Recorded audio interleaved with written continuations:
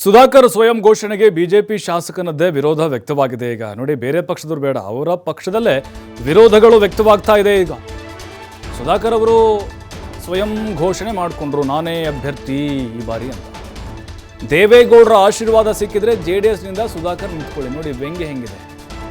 Doctor K ಸುಧಾಕರ್ಗೆ taunt ಕೊಟ್ಟಿದ್ದಾರೆ Yelahanka BJP ಶಾಸಕ SR ವಿಶ್ವನಾಥ್. ನನ್ನ ಮಗ ಕೂಡ ಚಿಕ್ಕಬಳ್ಳಾಪುರ ಕ್ಷೇತ್ರದ ಆಕಾಂಕ್ಷಿಯಾಗಿದ್ದಾನೆ. ನಾನೇನಾದರೂ ಹೇಳ್ಕೊಂಡ BJP ಹೈಕಮಾಂಡ್ ಯಾರಿಗೆ ಟಿಕೆಟ್ ಕೊಡುತ್ತೋ ಅವರೇ ಅಭ್ಯರ್ಥಿ. ಹೌದು, ಹೈಕಮಾಂಡ್ ಯಾರಿಗೆ ಕೊಡೋ ಅನ್ನೋದು ಅದೇ ಫೈನಲ್.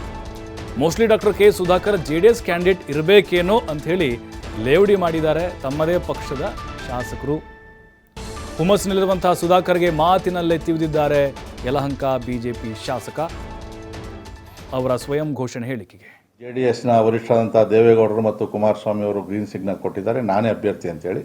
ಬಹುಶಃ ಅವ್ರನ್ನ JDSನ ಅಭ್ಯರ್ಥಿಯಾಗಿ ಏನೋ ಇರಬೇಕು. ಯಾಕಂದರೆ ಅವರು ನಮ್ಮ ಅಭ್ಯರ್ಥಿ ಆಗಿದ್ದರೆ ಸನ್ಮಾನ್ಯ ಯಡಿಯೂರಪ್ಪ ಅವರು, ಇಲ್ಲ ರಾಜ್ಯಾಧ್ಯಕ್ಷರಾದಂಥ ನಮ್ಮ ವಿಜಯೇಂದ್ರ ಅವರು, ಇಲ್ಲ ಅಂತಂದರೆ ಅಮಿತ್ ಶಾ ಅವರು, ನಡ್ಡಾ ಅವರ ಹೆಸರು ಹೇಳಬೇಕಾಗಿತ್ತು. ಬಹುಶಃ ಅವರು JDSಯಿಂದ ಆಕಾಂಕ್ಷಿ ಆಗಿರ್ಬೋದು ಅಂತ ನನ್ನ ಭಾವನೆ. ಯಾಕೆಂದರೆ ಅಲ್ಲಿ ನೋಡಿದಾಗ ಹಂಗೆ ಕಾಣಿಸ್ತಾ ಐತೆ. ಅದರಲ್ಲಿ ಅವರು JDSಯಿಂದ ನಿಂತ್ಕೊಂಡ್ರೆ ನಮ್ಮದೇನು ತಕರಾರಿಲ್ಲ, ಆದರೆ ನಾವು BJP ಕೊಡಬೇಕು ಅಂತಕ್ಕಂಥದ್ದು ನಮ್ಮದು ಒತ್ತಾಯ ಇದೆ. ನಾವು ಇವತ್ತು ಕೂಡ ನನ್ನ ಮಗ ಅಲೋಕ್ರವರನ್ನು ಭಾರತೀಯ ಜನತಾ ಪಾರ್ಟಿಯ BJPಯ ಆಕಾಂಕ್ಷಿ ಅಂತ ಎಲ್ಲೇ ಹೇಳಿದ್ವಿ, ಇವತ್ತು ನಾವು ಇಲ್ಲಿವರೆಗೂ ಕ್ಯಾಂಡಿಡೇಟ್ ಅಂತ ಹೇಳಿಲ್ಲ.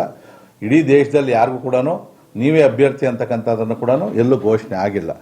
ಸೊ ಈ ಥರ ಏಕಪಕ್ಷವಾಗಿ ಅವ್ರು ತೀರ್ಮಾನ ಮಾಡ್ಕೊಂಡಾದ್ರೆ ನಮ್ಮದೇನು ಅಭ್ಯಂತರ ಇಲ್ಲ. ನಾವು ಭಾರತೀಯ ಜನತಾ ಪಾರ್ಟಿಯಿಂದ ಸ್ಪರ್ಧೆ ಮಾಡೋಕ್ಕೆ ಹೇಳಿದ್ದೀವಿ. ಈಗ ಅವ್ರು ಹೇಳಿದ ಪ್ರಕಾರ ಅವರಿಬ್ಬರು ಆಶೀರ್ವಾದ ಮಾಡಿರೋದ್ರಿಂದ ಬಹುಶಃ JDSಯಿಂದ ನಿಂತ್ಕೊಬೋದು ಅಂತಕ್ಕಂಥದ್ದು ಕಾಣ್ತದೆ. ಭಗವಂತ ಒಳ್ಳೇದು ಮಾಡಲಿ. ಸನ್ಮಾನ್ಯ ಸುಧಾಕರ್